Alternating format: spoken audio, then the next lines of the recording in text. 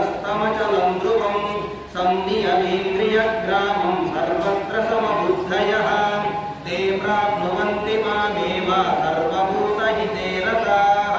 क्लेशोऽधिकतरस्तेषाम् अव्यक्तासक्तचेतसाम् अव्यक्ता हि गतिर्दुःखं देहवद्भिरवाप्यते ये तु सर्वाणि कर्माणि मयि सन्न्यस्य मत्पराः अनन्येनैव योगेन मां ध्यायन्त उपासते तेषामहं समुद्धर्ता मृत्युसंसारसागरात् भवामि न चिरात् पार्था मय्यावेशितचेतसां मय्येव मनः आद्यस्व मयि बुद्धिं निवेशय निवशिष्यसि मय्येव अत ऊर्ध्वं न संशयः अत चित्तं समादातुं न शक्नोषि मयि स्थिरम् अभ्यासयोगेन ततः मामिच्छाप्तुं धनञ्जय अभ्यासेभ्यसमर्थोऽसि मत्कर्म परमो भव मदत्तमपि कर्माणि कुर्वन् सिद्धिमवाप्स्यसि अथैतदभ्यशक्तोऽसि कर्तुं मध्योगमाश्रितः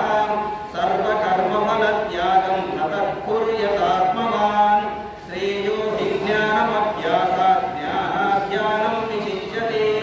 ज्ञानात् कर्मफलत्यागः त्यागश्चान्तिरनन्तरम् अद्वेष्टा सर्वभूतानां मैत्रः करुण एव च निर्ममो निरहङ्कारः समदुःखसुखक्षमी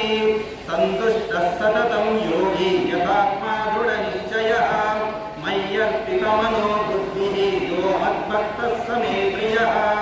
यस्मान्नो मे प्रियः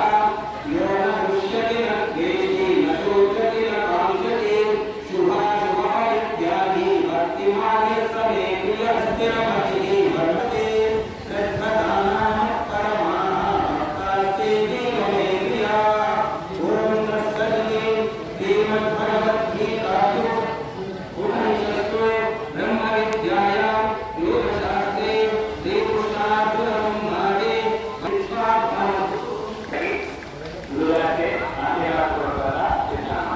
తర్వాత అంశము నృత్య నిరాధన వేదవాద ప్రమాణ